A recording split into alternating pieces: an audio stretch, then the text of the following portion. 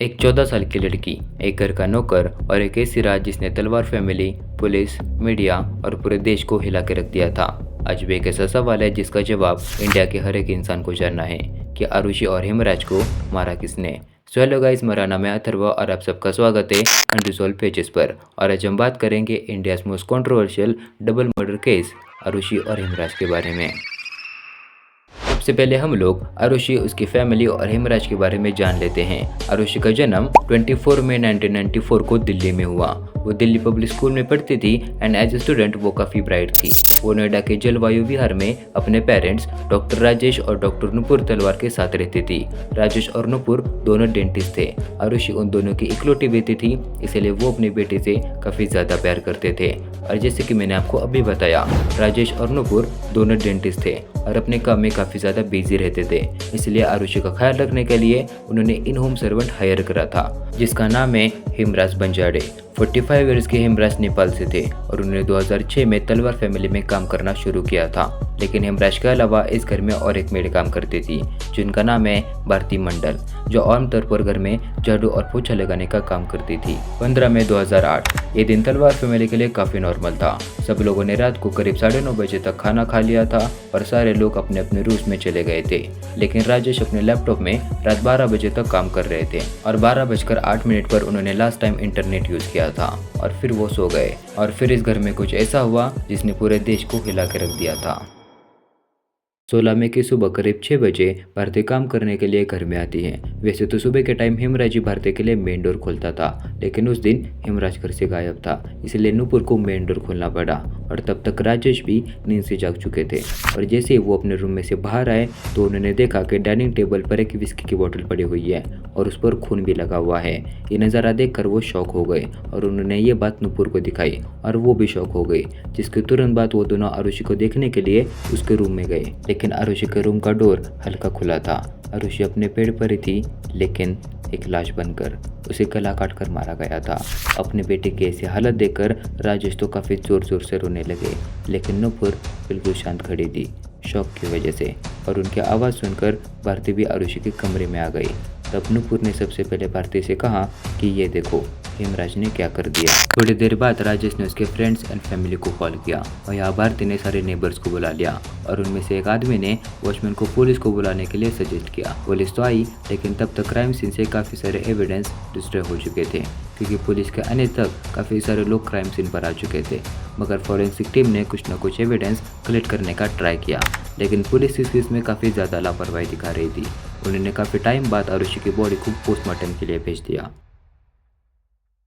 और फिर उन्होंने इन्वेस्टिगेशन करनी शुरू की। और तब राजेश और नुपुर बार बार हेमराज का ही नाम ले रहे थे कि हेमराज ने शराब पीकर आरुषि को मार दिया है और डर की वजह से भाग गया। सिचुएशन को देखते हुए पुलिस को भी हेमराज पर डाउट जा रहा था, क्योंकि हेमराज घर से गायब था।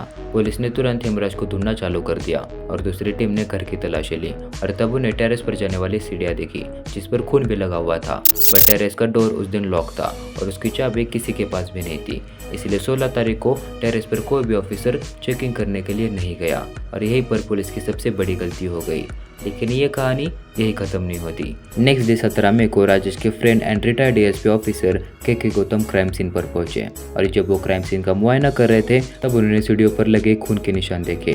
उसे देखकर उन्होंने टेरेस खोलने को कहा, लेकिन तब भी पुलिस ऑफिसर्स ने कहा कि इस डोर की चाबी नहीं है। और ये बात सुनकर गौतम जी काफ़ी गुस्सा हो गए और उन्होंने लॉक को तोड़ने के ऑर्डर्स दिए। और जब दरवाज़ा खोला गया तब वहाँ हेमराज की लाश पड़ी थी। उनका भी गला काटा गया था और बॉडी पर चोट के थोड़े निशान थे। लेकिन यहाँ से सवाल बदल चुका था कि अगर हेमराज ने आरुषि का मर्डर नहीं किया तो उसे और आरुषि को मारा किसने। यानी यही से केस और ज़्यादा उलझना शुरू होता है। हेमराज की बॉडी मिलने के बाद मीडिया ने एक नया एंगल बनाना शुरू किया, लव एंगल। क्लेम किया गया कि आरुषि और हेमराज के बीच एक सीक्रेट रिलेशनशिप था और 15 मई की रात राजेश ने आरुषि और हेमराज को साथ में आरुषि के कमरे में देख लिया था, जिसे देखकर उनको काफ़ी ज़्यादा गुस्सा आया और गुस्से में उन्होंने हेमराज पर हमला किया और फिर बाद में उसे गला काटकर जान से मार दिया। जिसके बाद उन्होंने काफी ज्यादा शराब पी और नशे में अपने बेटे आरुषि को भी मार डाला। लेकिन ये सारी सिर्फ थेरीज थी, इसके बारे में ना कोई चैट थी, ना कोई लेटर था और ना ही कोई सॉलिड प्रूफ था, सिर्फ assumptions and theories. Media trials इतनी ज्यादा हुई कि लोगों ने राजेश और नुपुर को दोषी मानना चालू कर दिया और उनके प्रेशर में पुलिस ने for the first time Rajesh और नुपुर को पूछताछ के लिए बुला लिया। इस केस में सबसे शॉकिंग बात ये नहीं थी कि मर्डर्स हुए हैं, बल्कि ये थी कि पुलिस ने इस केस में काफी ज्यादा लापरवाही दिखाई थी। इन्वेस्टिगेशन अच्छे से नहीं हुई, क्राइम सीन साफ कर दिया गया, फिंगरप्रिंट्स नहीं ले गए और ब्लड सैंपल्स भी प्रॉपरली टेस्ट नहीं हुए। एविडेंस या तो डिस्ट्रॉय हो गया या कलेक्ट नहीं किया गया और जब एविडेंस नहीं होता तभी ऐसी थ्योरीज बनाई जाती है। केस की सीरियसनेस देख कर केस सीबीआई के पास चला गया, लेकिन जो पहली सीबीआई की टीम केस की इन्वेस्टिगेशन कर रही थी उसने हेमराज के दोस्तों पर शक किया, उन्हें अरेस्ट भी किया और उनके ऊपर काफी सारे टेस्ट भी किए गए, लेकिन इस टीम को कोई भी पक्का सबूत नहीं मिला एंड इस टीम को अक्यूज पर फिजिकली एंड मेंटली टॉर्चर करने के लिए इस केस से हटा दिया। फिर एक नई सीबीआई टीम इस केस को इन्वेस्टिगेट करने के लिए हायर की गई। उनके एंड आरुषि के पोस्टमार्टम रिपोर्ट्स के हिसाब से आरुषि के प्राइवेट पार्ट्स काफी अच्छे से क्लीन किए गए थे और हेमराज भी मरने से पहले सेक्सुअल इंटरकोर्स में शामिल था। उन्होंने ये भी दावा किया कि हेमराज के सर पर जो चोट लगी हुई है वो एक गोल्फ स्टिक से लगी हुई है और उन्हें राजेश के घर से गोल्फ कोर्स का पूरा सेट भी मिला था। जिसके बाद फिर से नुपुर और राजेश को पूछताछ के लिए बुला लिया और काफी देर पूछताछ चलने के बाद भी सीबीआई को कुछ खास क्लूज नहीं मिले and at the end CBI ने कोर्ट को एक केस डिसमिस करने के लिए क्लोजर फाइल रिपोर्ट कर दी।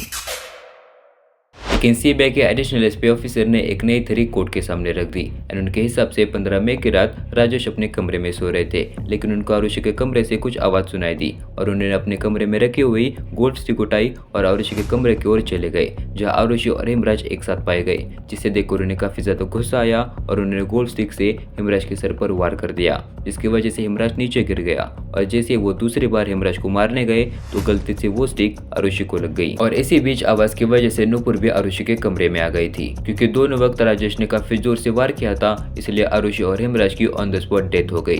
कोर्ट ने यह नई थ्योरी और पेश किए गए सर्कमस्टेंशियल सबूत को सही मानते हुए राजेश और नुपुर को 2013 में अरेस्ट कर दिया। ये डिसीजन सुनकर पूरा देश शॉक में था, लेकिन 2014 में राजेश और नुपुर ने इलाहाबाद हाई कोर्ट में निचली कोर्ट के डिसीजन के अगेंस्ट अपील कर दी और 2017 में इलाहाबाद हाई कोर्ट ने उन्हें एक्विट कर दिया। 15 मई की रात आरुषि और हेमराज के साथ एग्जैक्टली क्या हुआ था ये सिर्फ तीन ही लोग जानते हैं, आरुषि, हेमराज और उनका किलर।